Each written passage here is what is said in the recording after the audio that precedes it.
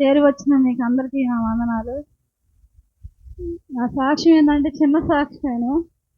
దేవుడు రాత్ర నాకు 11 గంటల టైంలో బాగా దగ్గు వచ్చేసి, జ్వరం వచ్చేసింది బాగా విపరీతంగా.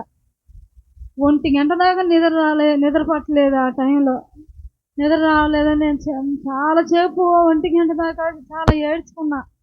ప్రభువా, ఈ సమయంలో ఎవరు నన్ను ఓదార్చేవారు లేరు కదా ప్రభువా.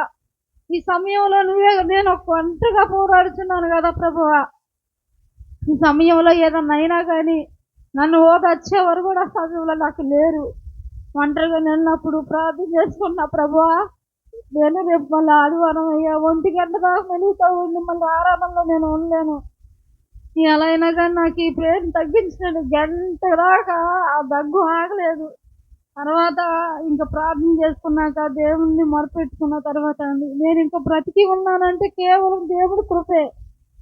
ఈ రోజులు మనం సాక్ష్యం చెబుతున్నామంటే మనం బ్రతికి ఉన్నామే పెద్ద సాక్ష్యం.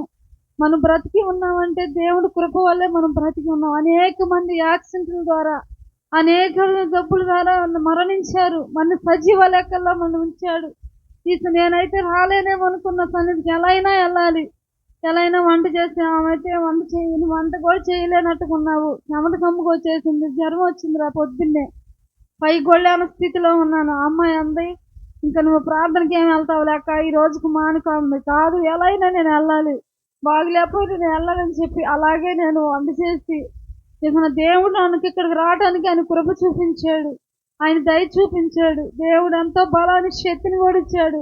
ఇక్కడికి వచ్చి నేను ఈ సమయంలో పాట పాడతాను కూడా అనుకోలేదు. అంత ఫేవర్గా ఉంది నాకు. దేవుడు ఇచ్చిన కృపకై స్తోత్రాలు. నన్ను ఇంకా బ్రతికిస్తున్నందుకే దేవుడికి వందనాలు. దేవుడికి మొరపెట్టిన దేవుడికి కృతజ్ఞత స్థుతులు చెల్లించుకుని ఆయనకి ఏమి ఇచ్చినా ఆయన రుణం తీర్చలేము. మనం ఎన్నిసార్లు స్తుతించినా ఆయన రుణం మనం ఈ జన్మ తీర్చలేము. దేవుడు ఎంత గొప్పగల దేవుడు అంటే, తల్లి మరిచిన, తండ్రి విడిచిన విడవని దేవుడు. ఎవరు తోడు లేరని మీ సమయంలో ఇక్కడ ఉన్న వాళ్ళలో బాధపడుచున్నారా? ఎవరు లేరని ఒంటరిగా మీరు బాధపడుచున్నట్లయితే దేవుడే ఓదారుస్తాడు, దేవుడే ఆశీర్వదిస్తాడు, దేవుడే మీకు తోడై నడిపిస్తాడు. ఎప్పటికీ దేవుడు తప్ప ఎవరు తోడుండ్రు. ఈ లోక మనుష్యుల ప్రేమ కొంతవరకే ఉండిద్దిగా ఉంది.